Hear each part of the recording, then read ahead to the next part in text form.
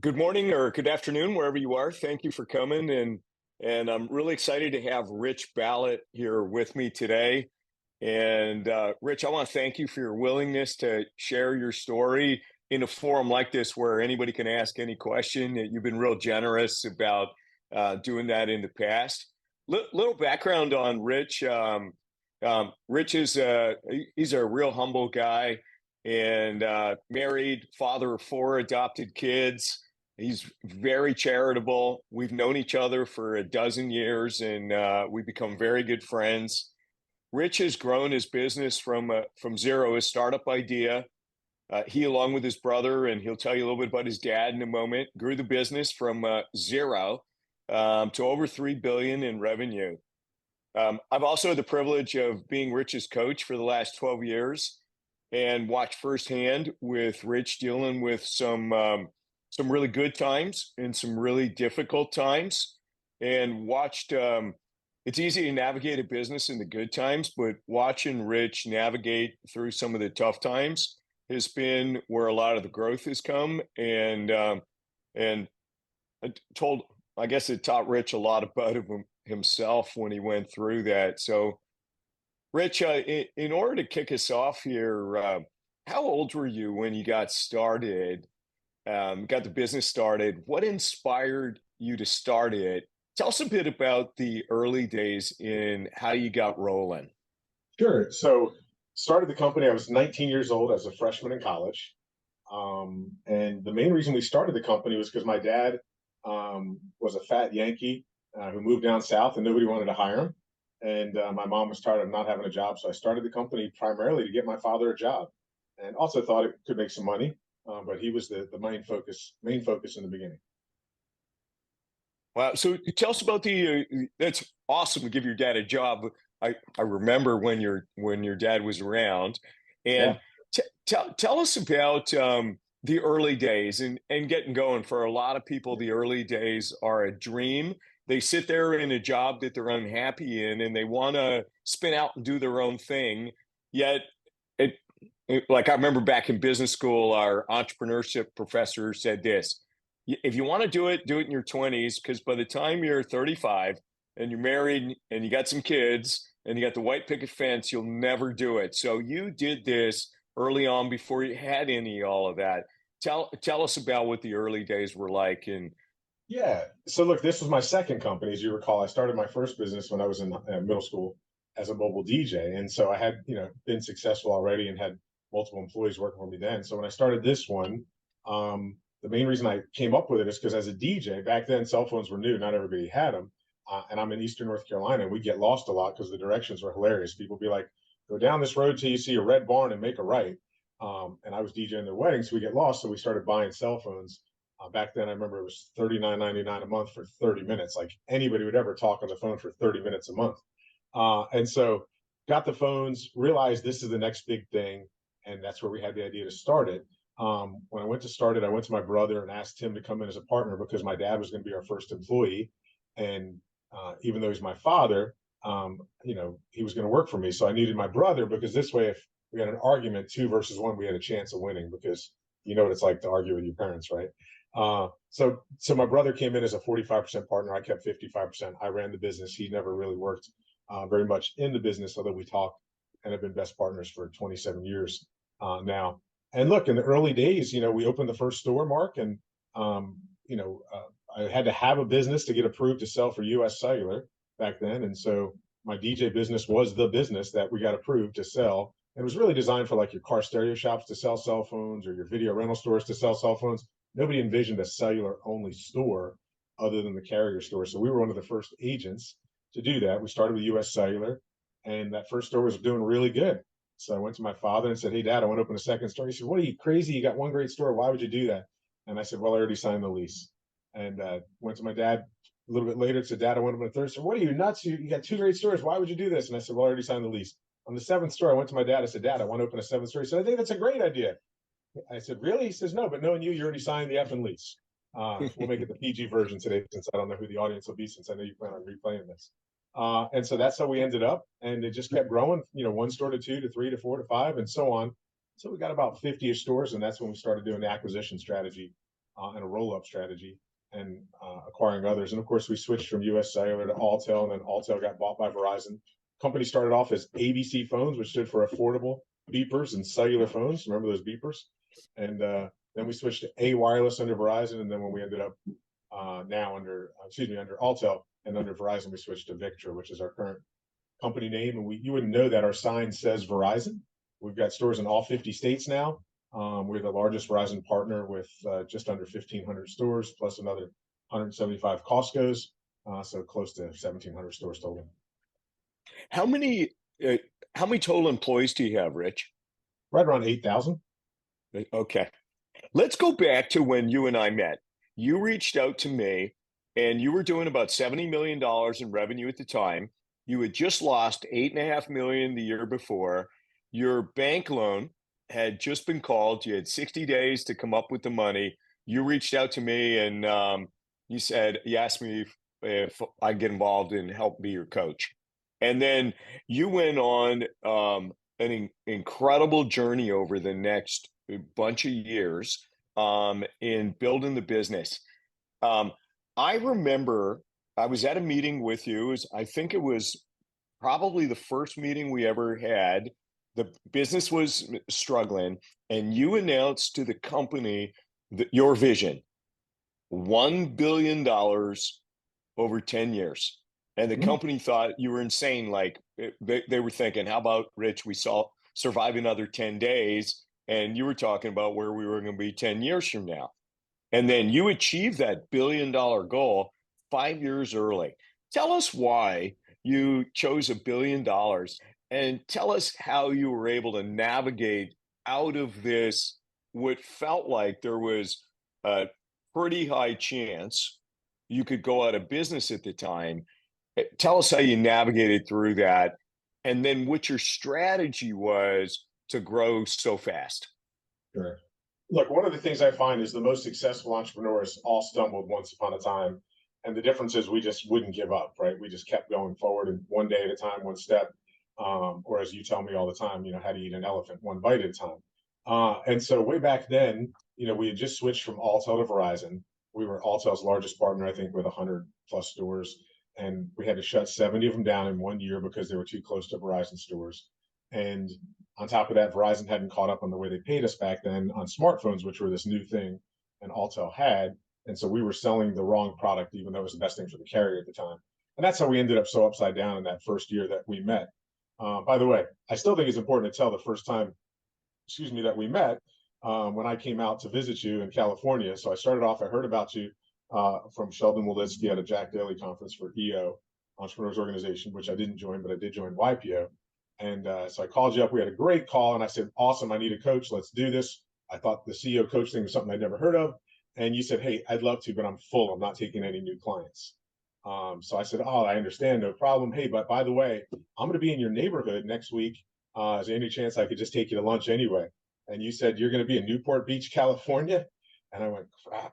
But I said, "Yep, absolutely." And so I flew out to your house. We had a great lunch, and then I walked over to you after lunch and said, "Hey, Mark, I'm not leaving until you agree to take me on as a client." For those of you who can't tell on the video, I'm 6'2". Mark's about a foot shorter than I am. I'm probably double Mark's weight, unfortunately.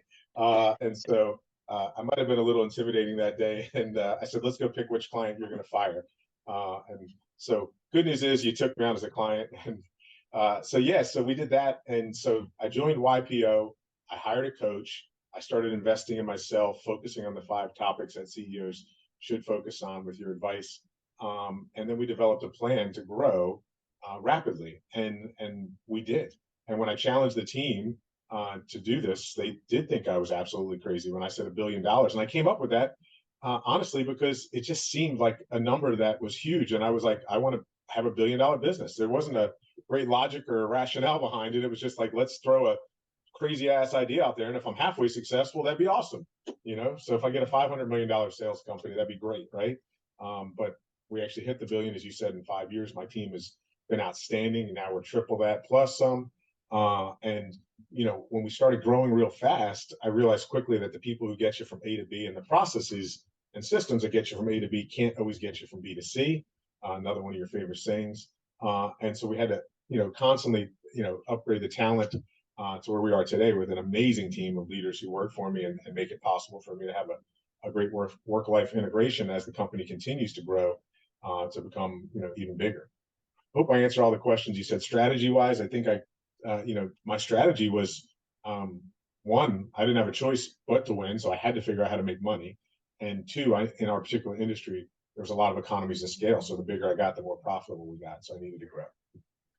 Well, there are two areas I want to jump into, Rich, that you just brought up. One of them is people, and the other one is you grew mostly by acquisition. And I remember you and I used to talk back then. We didn't have enough money, so we said, "What? How do we acquire a business where we got all our money back in the first 12 months?" So we could see 12 months; it wasn't that far away, and so we would run models in if we could buy it in a certain way and get all our money back within the 12 months, then we could afford to go buy more stuff, get all our money back in 12 months again, we could do it again. Very different than the way some people think about buying companies. Tell us a little bit about that and about that strategy of buying, and then we'll move into the people side. While you're at it, when you do that, there was a time when you put several companies together that were big, and that got really, really messy. And I like it when we talk messy. So maybe you could bring that up too. Sure. So look, the strategy on acquisitions, you're right. We didn't have the money in the banks. Our industry was a little unproven, and so they didn't quite understand it. We don't have a super long-term contract. We don't have residual income. We don't have any major assets. So it's really tough to get funding. And so we found though that we could really increase sales using our operating model on companies that were similar to ours and drastically increase the profitability. So I'll give you an example. There's one company we bought that their EBITDA was, I think it was $2 million when we bought it. And a year later, their EBITDA for the first year we owned it was like $14 million. And so we were able to fully pay for the full price of the company in a year, like you're talking about. We did that over and over again. And it was Rich, just stop. For guys like me and probably everybody else on the call, and then the thousands of people that are going to listen to this later, you can't brush by. How do you go from a company that was earning $1 million of EBITDA to $14 million EBITDA? And like that just doesn't magically happen. Be a yeah, little bit more specific. How does everybody else like us get to make that happen? sure. Look, great question, Mark. And I shouldn't just brush over it. You're right. So, there's two ways to make money in business: more revenue, less cost. And what we found is we are really experts at growing the revenue side. And we're also very economical on the cost side. So, what we've done is with a great sales process, we would go in and really take advantage and see the opportunity. So, we could look at their stores and see what they were selling. And then we care about boxes or phones. And then we would sell so much more in accessories and insurance and other add-on items that we could really skyrocket the profit. On top of that, we actually increased the pay to the employees, paid them more, but for a performance-based pay scale. So instead of just a flat, I'm going to pay you $10 for every phone you sell, it was more progressive. So if you sold 50 phones, you made $50. I'm making up the math here.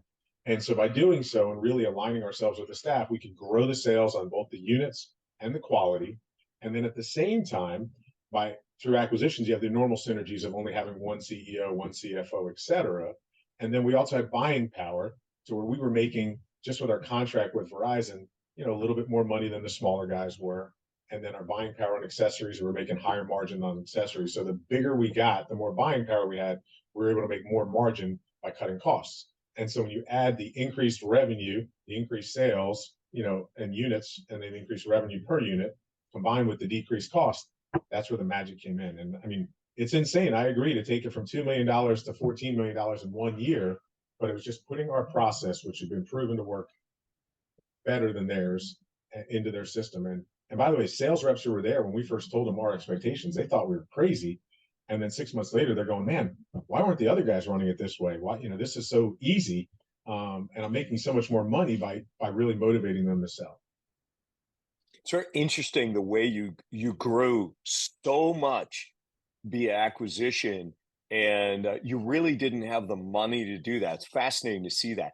Let's move to I'll call it the Minneapolis meeting.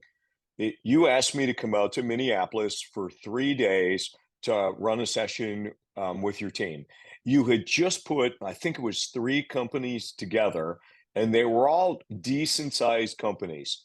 At the time, you were backed by a private equity firm, and they were all in the room too. And the meeting was pretty messy, integrating those cultures.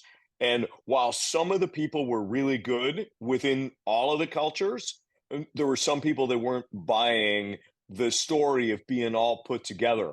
And we lost some people we might not have wanted to lose at that time. And eh, how did talk about how you got through that period of messiness and actually were able to uh, really grow and put a strong leadership team together. And I'll say for the moment. Yeah. So look, remember that was right after a time when I'd retired for a little while, and the private equity guys brought in some other CEOs to run the business. That was in between the two CEOs they brought in then, and so it really wasn't my team anymore, since they swapped out some leaders, and then we just merged all these companies together. And the problem was, I had successfully merged multiple companies together, because I attacked the culture right away and made sure that it was our system, our process, and that was it. The strategy of the other CEO, unfortunately, was to kind of just put the companies together and not really attack the culture problems because he just didn't think it mattered, I guess. And so when we got in that room, it was a nightmare, as you recall. I mean, people were infighting like crazy. We weren't one company. We were really three companies at the time that were operating these three companies with kind of one joint accounting team. And so the first thing we had to do was kind of squash that and get everybody aligned on what's important because we were running as three separate, companies. So we did that. Then we had to figure out the team that was going to get us there. I don't remember, one of the processes that we use in those quarterly planning events is the surveys where we get their survey results of how culture is, how communication is, and that was one of the worst scores I think we'd had up until the next worst one when I came back the next time.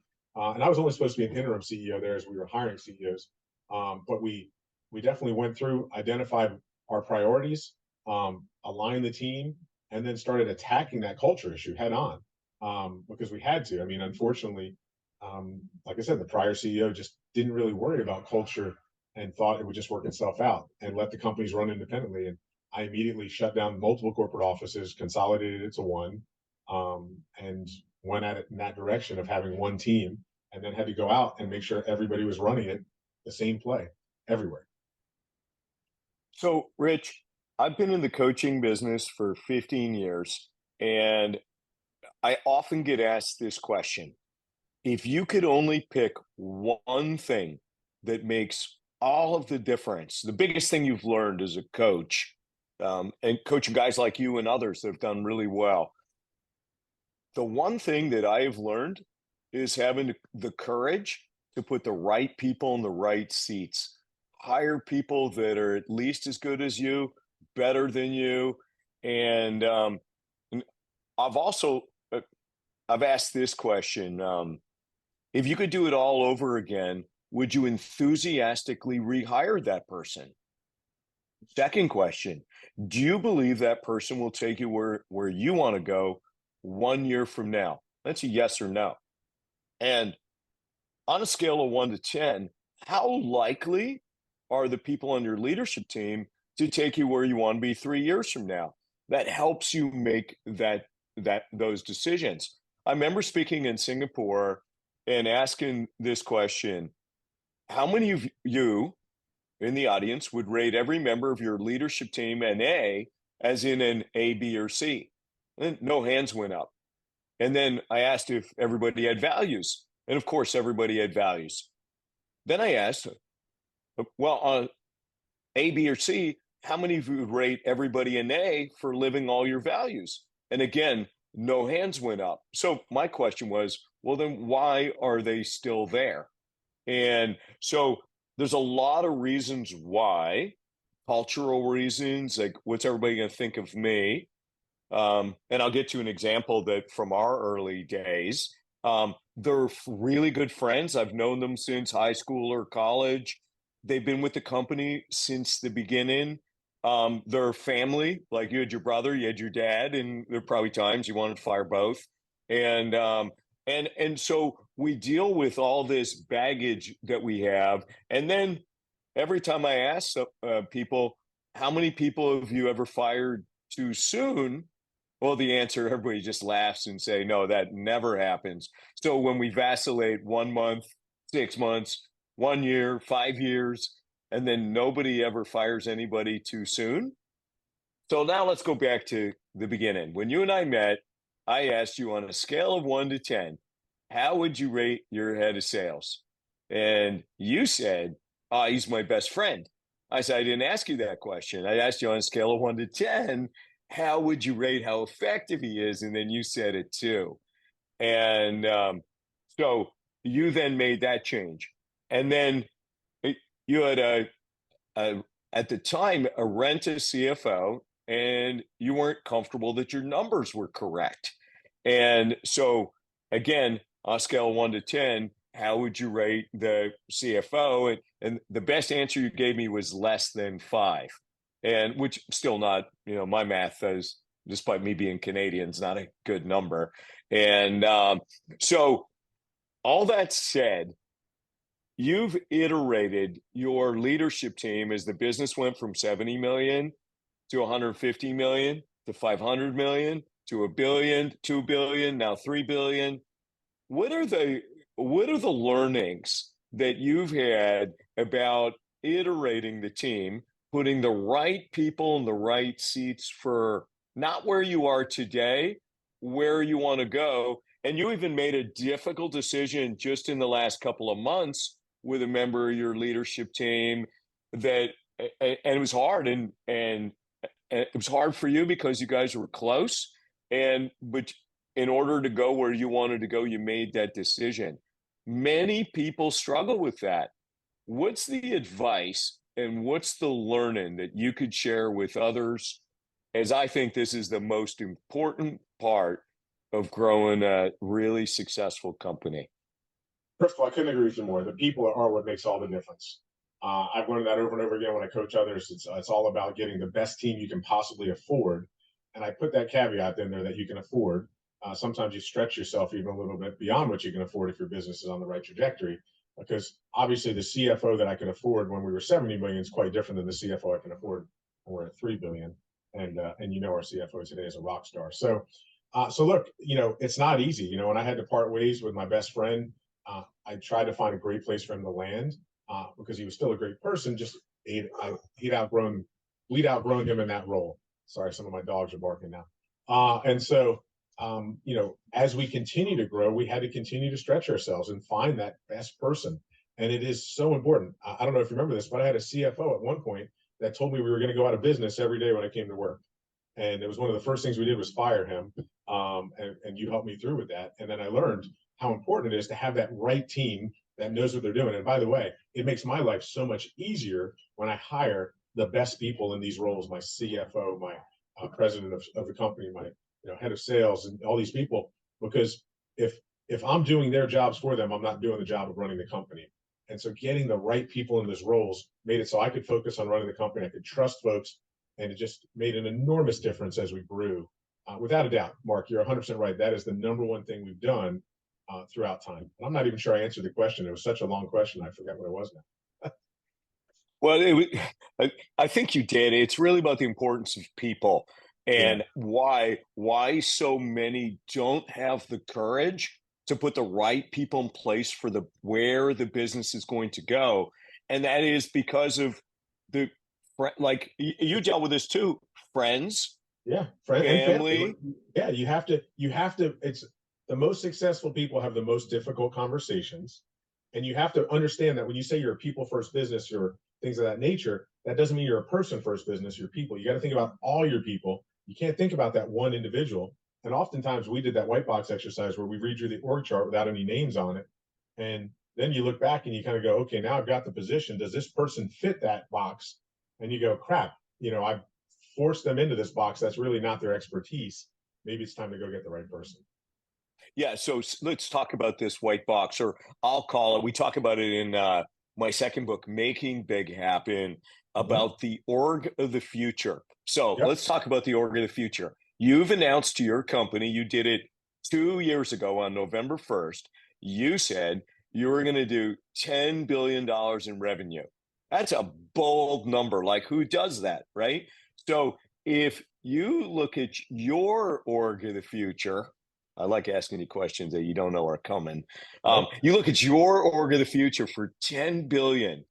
Do you have all the right people in the right seats that'll take you from 3 billion to 10 billion today?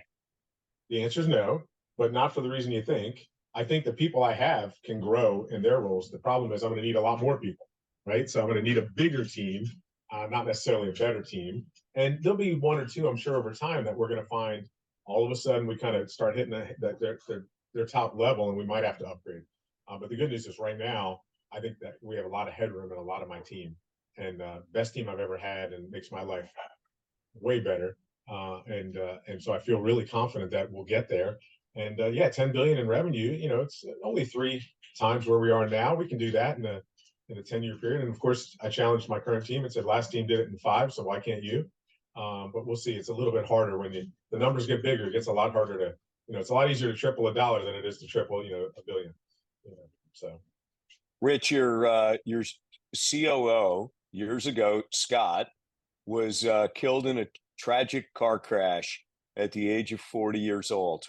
And it was devastating for you, your team, his family. How did you deal with that?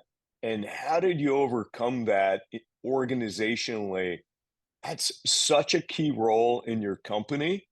And and you and he were so close, your families were close, and everybody in the organization was close to him.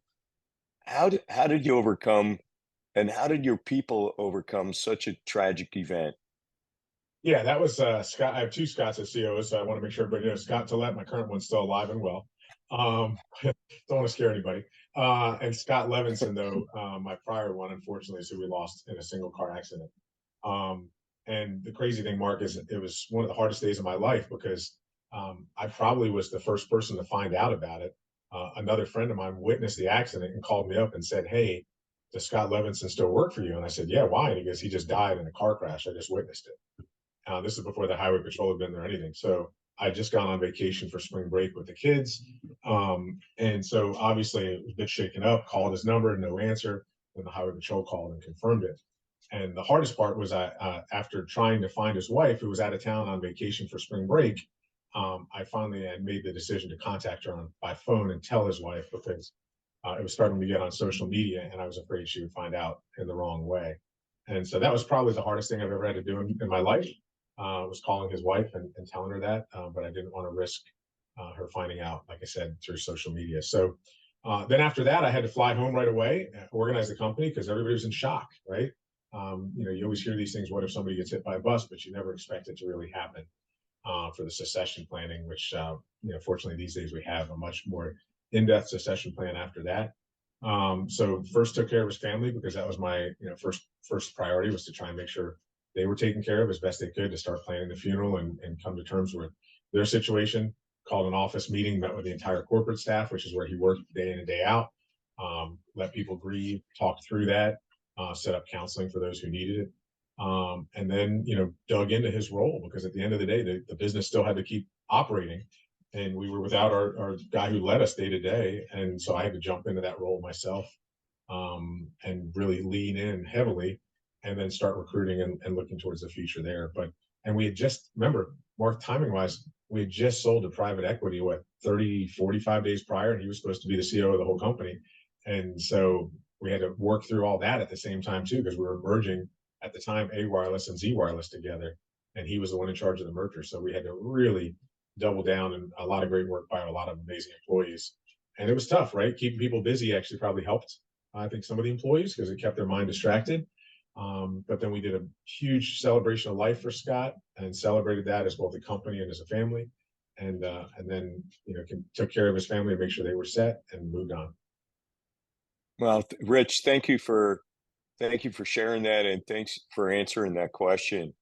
Sure. So somebody wrote in ahead of time. I thought this was a good question, Rich. Going from almost bankruptcy at one point to building a multi-billion-dollar business, how much of it was skill, your positioning in the marketplace, how hard you worked versus luck? And the person that wrote in said, "Be honest, Rich." I don't know how to lie, so that's easy. Got a shitty memory. If I tell a lie, I got to remember it. So look, I would tell you, first of all, I believe you make your own luck. And so I put myself in the right situations. Definitely some opportunities in there that we got lucky on, but at the same time, a lot of it was I'm a really good negotiator for acquisitions. I'm really good at working the relationship piece with both Verizon and the prior carriers. And so I would tell you a lot of it's skill, and a lot of it is hard work. I worked my butt off growing up. When all my friends were in college partying, I was working every single weekend. I remember at one time I got sick because I worked 7 days straight, like so many hours, between DJing on the weekends and running the cell phone business in the week. And I got sick for like 2 weeks because I'd run my body so ragged. And so, people think that, they look at me today where I have a much better work-life integration, and they think, wow, that's amazing. He can run a company that big. Well, back then that wasn't the case. I was the janitor, I was the CFO, I was to every position at one point in time in the company. And I think that gives me a big advantage these days because I did do all these positions. So I know at least the majority of what my team does. Of course, we've got way bigger and better experts than I was in their roles now, which is why they're there. But I would say hard work without a doubt. And also that just never give up attitude, right? I didn't care what happened. I was going to figure this shit out and figure out a way to make it better. Like you said, I lost a ton of money that one year. Most people would have just shut down. And I was like, that's not an option, because my brother co-signed for me to borrow that money. And I wouldn't saddle my brother with that. And I wasn't worried about me. I was worried about my family. And so we continued pushing and pushing. But I would easily tell that person, was there some luck in there? Yes. But I think the luck was because I put myself in the position to accept that luck. I built the infrastructure, I built the teams, I worked lots of hours and a lot of brain power in there too. I'm blessed to be academically above average, we'll say, and that's always helped me, outsmart the others and make sure I'm in a position that I can kind of predict the future, right? And I often will tell people what I think is going to happen based on, like even today, as you know, Mark, I read every article in the Wall Street Journal, CNN.com, Fox News, Yahoo News, local station WITN, just so I can figure out what's going on in the world and piece it all together. If I get enough puzzle pieces, I can put it together. I've been really good at that. And by doing that, I put myself, like I said, in that position for the luck that I made to take effect. So I don't know if that answers the question exactly. So there was some luck, but I don't think it was I wasn't just the lucky guy who opened a cell phone store and it just took off. Because there was a lot of guys who opened cell phone stores. And my company's a roll up, like you said. I've probably bought 50, 60 different companies to make the company we are today. And any one of those guys could have been lucky too, but they weren't because they didn't set themselves up in the same way that I have and take the risks that we had. My brother and I, we consider it like gambling, right? And we would go to the casino and we'd double down every single time until finally, after enough years, we said, all right, maybe it's time to take some chips off the table and call it a win. Because we only started this company, Mark, for $5,000. We didn't grow up rich. We didn't grow up with a ton of experience in this stuff. And so, it's funny to me to think that I started my company for $5,000 today and look at what my payroll and other overhead costs are today, and it's a little bit scary. Just more zeros, but still scary. So you bought your company back 2 years ago. So you sold it two times to private equity. I think you sold 80% of it the first time. You sold 80% of it the second time. You were about to sell it a third time. If I know you, you probably would have sold 80% of it again. But you decided the last minute 2 years ago, you bought it back. By the way, is it okay to disclose the number you paid to buy it back? Is that okay? Let's not. Okay. All right. So you bought this thing back for, how about we We just said call over $1 billion. How's that? okay, so a shitload of money. You bought your business back for over $1 billion. And wow, that took a lot of courage. Why? You were set. Your family's set. Why did you buy your business back after selling it twice? And you have a controlling position in the business today. Why'd you do it? How did you do it? How'd you get all that money to do that? Yeah. So look, I retired, as you know. I came back as CEO in 2019 with the private equity owners. I told my wife I was only going to be back for 6 months. Obviously, that wasn't true. And so after coming back for close to 2 years, we had more than doubled the EBITDA of the company without any major acquisitions. And so the private equity guys were very happy with our performance. We saved their investment. I saved their investment along with the team that I brought. And what happened is, as we were going through the sale process, everybody wanted me to stay. And so they wanted me to continue running the business. And they were having me sign these crazy contracts, was their proposals, to make it so I would stay. So, like, really putting a lot of our capital into the business and putting our capital below their capital in the capital stack to make sure that they got their money first, or, other punitive measures to make sure I stayed there for at least 5 years so they could get their money out. And when I was talking to my brother about it, I said, Dave, this sucks. We're going to have to put tons of money still in the business. I'm going to have to work for at least 5 years. If we're going to do this, and we're going to do the strategy that I've outlined, which is exactly what we've done, why don't we buy the business ourselves and make the money for us? And I said it to him kind of like annoyed, because I was like, how selfish I thought some of these companies that we were working with were. And he said, well, yeah, let's do that. And so then I called you, I called Scott Tillett, my president and CEO, and said, I got this crazy idea. What do you think? And we had to raise, gosh, what do we have to raise? $75 million, I think, in 2 weeks. And I was oversubscribed by 2x within 24 hours when I called people up that I knew who had money. And because of my reputation and prior success, we had plenty of people who wanted to invest with us. Got oversubscribed, like I said, and we pulled it off. And so we were blessed because the capital structure coming from private equity had what's called portable bonds, which is a very unusual thing. The bonds were completely transferable to the next set of owners. And so I was able to roll over a significant portion of the purchase price in debt. And so the capital check that, the equity check that we had to write was not as enormous as it normally would have been for a company this size to buy. And so we leveraged it up fairly high. We've been paying down that leverage, and our investors have been very great partners. And then our lenders have been amazing lenders. And then we went out, and I'll cut to the punch on the next one. 6 months later, we bought Go Wireless for not far off the price we just bought the whole company back, and probably half that price, and added in another 600 stores, getting us to where we are in size today. And so, we grew as fast and as hard as we could after that, and took on more debt, financed that 100% on debt. One of the things I learned through private equity is how the capital markets work, and had some great advisors, a guy named Kevin Johns, along with a gentleman named Kevin Hess, who's now on my team, who joined us from Lone Star, the private equity fund. And had some great advice to help us figure out the capital markets. But yeah, we own the majority of the company. There's only a handful of us who own the company at all. Dave and I own 51%, and it's been fantastic. Rich, I'm going to ask you one more question, and then we'll open it up to the group to ask their own individual questions. I'll moderate that. So let's talk about COVID for a moment. So you're in retail, and so there are probably some people on the call here, they're in retail too.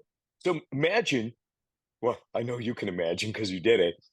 You're in retail, all of a sudden, 80% of your traffic is down because nobody's leaving their homes. And you had budgeted that year, because it had been a tough year we had come out of in 2019. And you had budgeted that traffic was going to be down approximately 15%. You created a sensitivity table all the way as good as 11% down and as bad as 19% down. And then you calculate what would happen in terms of growth and profit as a result of that. We never factored 80% down. And even like we couldn't even fathom it. And then over the course of the year, you were still down almost 30% for the entire year. But you ended up beating your plan despite traffic being down so much. How'd you do that? And what was the biggest lesson you learned going through that process? Yeah, so look, we had to quickly reassess our business and figure out the most important metrics, or the KPIs, right? Key performance indices.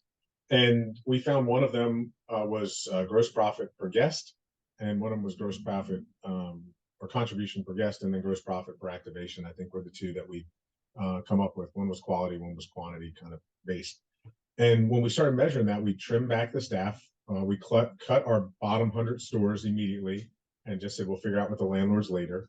And so we needed to do that for banking reasons because we were able to take it as an add back for our banking contract on the stores that were losing money.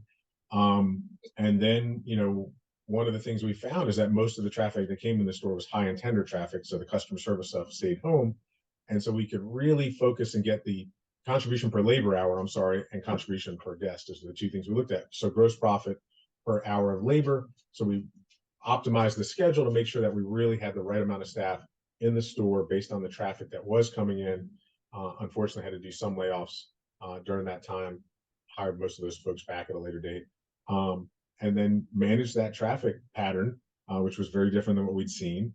And we also over communicated. Every day we did a video call, similar like you and I are doing right now with our staff, over communicate through this process, keep the people engaged, to have the team understand what's going on. We also hired scientists to advise us. We started wearing masks in our stores before anybody else had even thought of wearing masks, because our scientists had told us it was going to help. And in the beginning it did. And so we did a lot of things proactively, engaged our teams. But like I said, we really managed these two metrics that we never really looked at before, but found that during COVID, those were the most important two metrics, still are very important to us today, to dictate the profitability of the store. And we navigated through it. It was not easy, as you know, and then Verizon did give us a little extra support in the very beginning of COVID when we thought we'd really just have to shut down. We didn't know what was going on. Verizon stepped up and helped us out a little bit too. I think one of the smartest things you did at that time was focus on, you mentioned two things. I'm going to unpack one of these things. You focused on what you called every guest, Ah, every time. yes. We're going to do these 5 things. So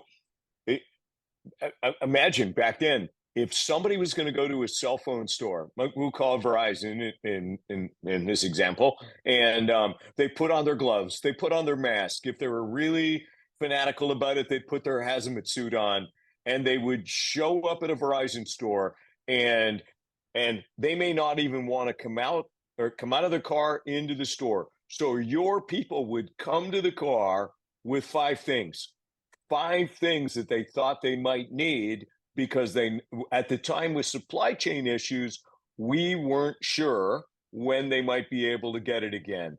So one of these metrics, when you talk about contribution per guest or gross profit for guest or customer, you massively increased the sales per customer. So anybody that would actually show up to potentially buy was buying, and would buy way more than they normally would.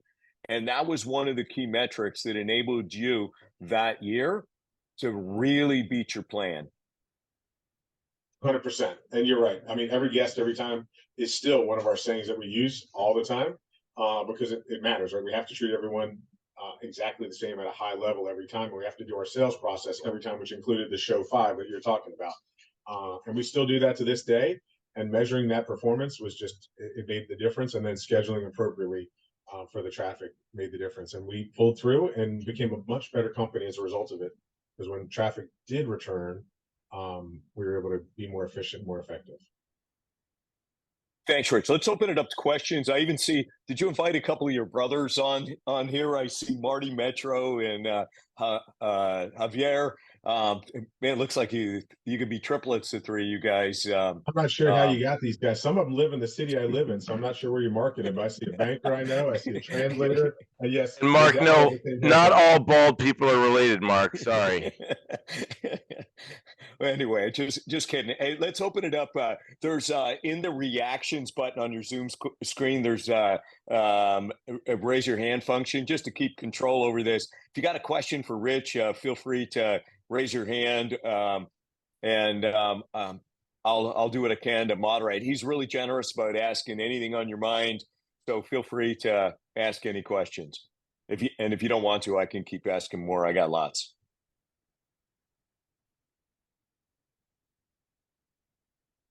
Nobody's got any questions for Rich. Okay, I'll give you one more second to think about. And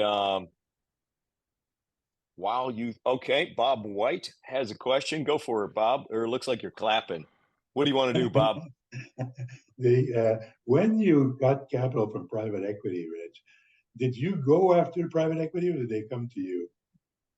Yeah, we did run a sale process, and used Rob Follows at STS Capital helped run a sale process for us, and that's how we found the first PE firm.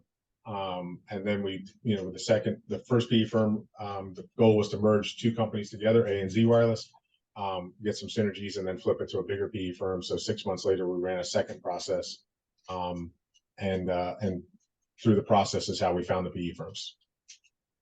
Very good, thank you. Sure. Hey, Marty, it's good to see you, Marty. You as well. I don't know this question. My head's spinning. It's a question in a brainstorm. So we get approached by PE firms quite a bit, and it's so hard whether it's just somebody dialing for dollars or somebody actually knows what they're doing. But I have this battle in my head when I talk to a PE firm. I'm like, you have no idea what we actually do and how we do it. Yet you want to own either a lot of or the majority of our company.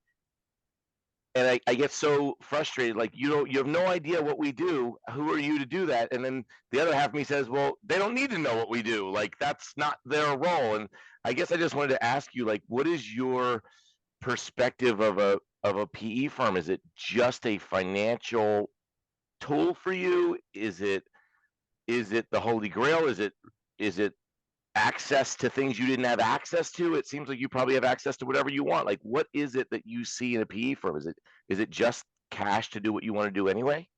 Sure, great question, Marty. The answer is it depends. Not all PE firms are the same.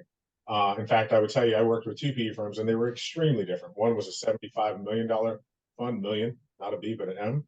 And Wow. the other was a multi-billion, probably 40, $50 billion fund, one of the biggest in the world. And the differences between them were immense. The smaller one, basically, the head of the PE firm acted as if he was the CEO of our company. And we were like this quite a bit, and had fights all the way through the end. But they did have some processes that they brought in, ways that they look at the business that were helpful. But they were very active in the business. The second PE firm, the bigger one, was more professional and was great on capital markets and things of that nature, and taught me a ton there. And they also had a different way of looking at the business, and they had some folks on their team that could lean in to help me, whether it was real estate or insurance or different functions that are the same for all businesses, but they just had a bigger way of looking at it. And they were extremely helpful. And by the way, I ended up hiring one of their guys to come work for me, and still works for me today, Kevin. And Wow. and so it was really good. So I would tell you, the ones who call you on the phone, probably, not knocking anybody on the call, probably aren't the ones you want to deal with. You probably want to run a process and go out and find the right ones through a good partner. And you got to find what you're looking for. So do you want somebody who's going to just give you capital and let you do it? There's people who take minority positions. There's people who come in and say, hey, I'm going to buy you out. You can go retire. Have a nice day. There's people that come in and say, hey, look, we're going to run it together, and we're going to partner together, and we're going to support you, and you know what you're doing, but we're going to help, supplement you. There's when you've seen one PE firm, you've seen one PE firm. Yeah, well They're put. all different. You get to the big ones, and they're going to be more similar. But the smaller ones, and there's plenty of small and mid-sized PE firms, they're going to have a very different take. And so you need to find what's right for you, Marty. But I will say they do provide a lot more than just money. If you just want money, you can go to a debt fund and borrow debt.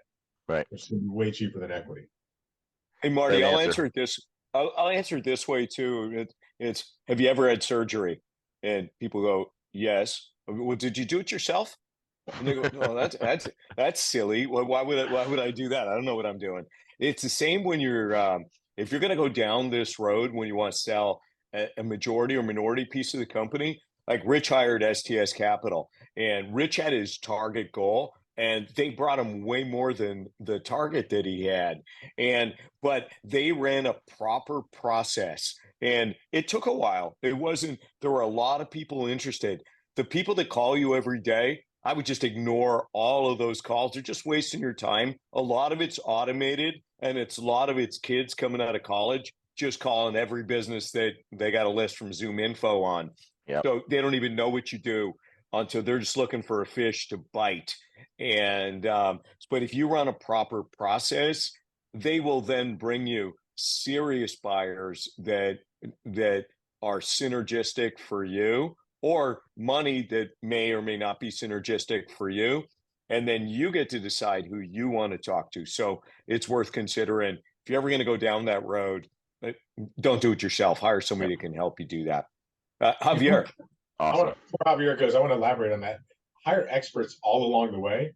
I just bought a company, and when I bought them, he refused to hire experts in the accounting world, and I did, and so we got $24 million of extra cash that in a normal market deal we wouldn't have gotten because he was too cheap to spend $500,000 on market level accountants who are used to doing a deal this size. He said, "Oh, my CFO can handle it." CFO is a great guy, but he wasn't an expert at transactional accounting. And so we were able to squeeze more out of it than he probably to this day knows that we did. So hire experts as much as you can when you're doing things that you don't know, and it will come out better. Javier? Yeah. To that point, I would just want to add. Sorry, Javier, Marty. To that same point, he hired EY to come in and calculate in advance all the synergies that we talked about earlier in the call that he was going to get. The number was huge. I didn't believe the number; it was that big, and he said these quants had gone through it and shown him and convinced his CFO and other members of the team that it was possible, and they delivered on those synergies and some, which was really impactful to the business. So his point about hiring experts, they've been down this road before, and they helped him see what he and members of his team hadn't seen before. Javier, sorry. Awesome. No worries. Great answers and great questions. And Rich, good to see you. Likewise. So two questions for you, a two-part question. So in your day-to-day, what's the thing that excites you most? Like, obviously you don't have to work, right? You came back into this, but what is it that you find to be like the thing that brings you the most joy in your work? And secondly, what was it like when you found out you hit your $1 billion mark, right? Where were you? What was that day like? How did you celebrate personally? What'd you do with your team? And I'm sure you've got something planned for when you do hit your 10 billion. You don't need to tell us, but just tell us what that was like.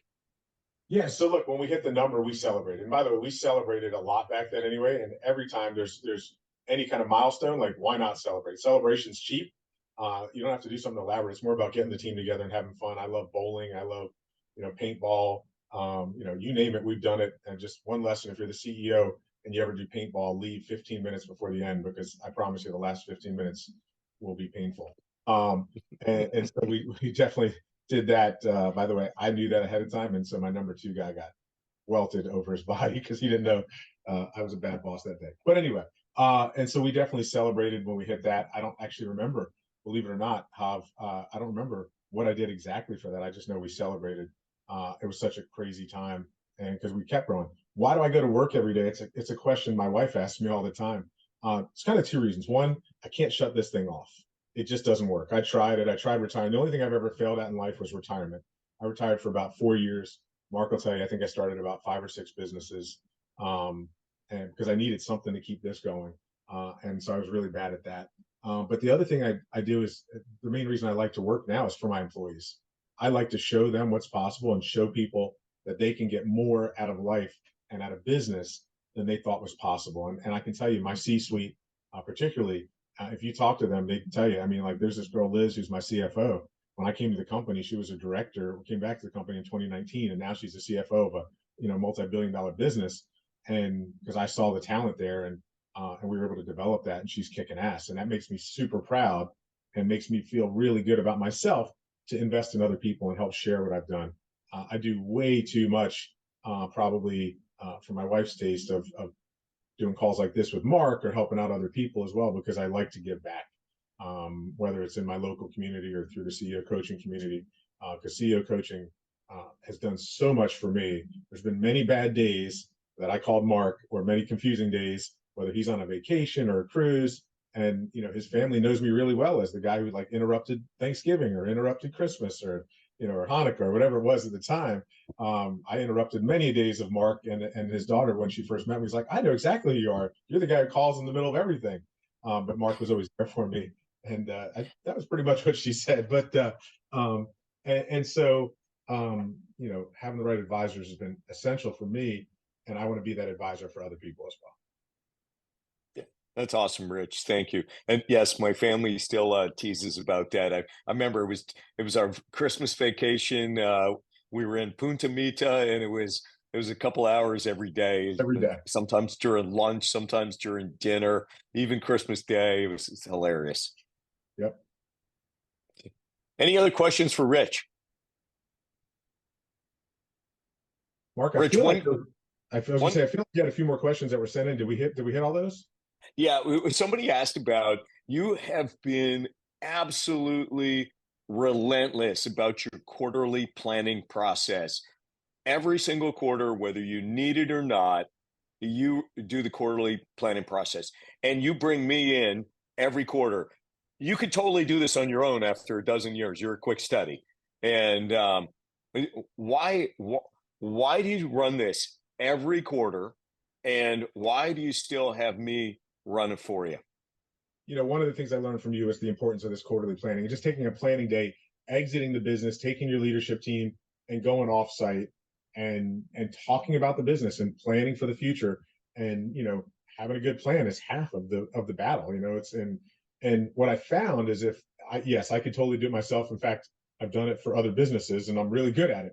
But what I found is if I do it myself, we get the riches plan, and my team, even though they trust me and they trust me so much that they want to just do what I say, and I trust them and I pay for their expertise. And so by me stepping back and having a third party lead it, such as yourself, who's also amazing at it, I find we get to a better place than if I did it myself, because I'm still the boss. So they're going to always yield to me. By having a third party do it, they're more likely to give their opinion and speak up. No matter how much I say, guys, I need you to tell me, as soon as I speak, that's what we're going to do. And by the way, that it's one of the things that you've heard me say, if there's 9 of us in a boardroom, we all agree on everything, there's 8 of you in here I have no purpose for. So my team knows I value their opinion, but at the same time, they're still going to yield that respect level to you. And it's real easy for me to just shut down a conversation and go, well, that's, I wouldn't say it, but that's stupid, or no, we're not going to do that. Where Mark can say it in a different way and challenge them and go deeper. So during the planning sessions, by the way, it's kind of a little bit of a break for me because I sit on the side and barely talk. That was the hardest thing to learn how to do in the beginning. I always wanted, but wait, what? No, you can't do it that way. Here's why.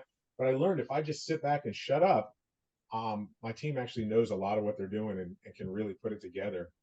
And you extract it out, and we come out with a plan with them, not only having a plan in writing, but motivated and aligned and ready to just go tackle it. In fact, the last time we did our planning session just a few weeks ago, I had something personal come up the day before. And I called Mark. I said, Mark, look, I got something personal's come up. I hate to do this, but I can't make the planning session tomorrow. So have fun. Let me know how it goes. And Mark killed it like always. We had that happen one other time. I don't know if you remember the day we were doing a 2-day planning session, and I got sick in between the first and second day. I was in my hotel room with like 103 fever, puking. And I probably didn't mean to say that. Sorry. But thanks for all the detail. Yeah, no problem. Transparency. And so we did that once before, and it worked well then too. So having that relationship where we trust each other since we've been together so long as a coachee, but then also just having that third party administrator come in and run, moderator, run that forum, I just strongly recommend it. By the way, if all of you take away one thing from today, I will tell you, having a coach and doing quarterly planning sessions together is probably one of the most impactful things I did to get my business to where it is today. And it's not that Mark's better at business than I am. He holds me accountable for myself, has relationships and other experiences as well, but he holds me accountable to myself, because sometimes I tell this story all the time. When we first started, I called Mark. I'm like, Mark, we're just joining YPO. I'm new to YPO. Help me out with this. I need to figure out through YPO somebody who can help me in the Outer Banks of North Carolina. This one store, I'm trying to get it open, and the city's being a bunch of jerks. There's got to be somebody there who we know who can help smooth this over, and I can get the store open. And Mark says, great. So Rich, how much are you going to make if we can get that store open before the season versus after? I said, oh, it's probably $50,000. He goes, wow, that's a lot of money. And I said, yeah, I know. And he goes, hey, before we do that, I have one question for you. What? How are you coming on that $3 million project you're supposed to be working on with Verizon?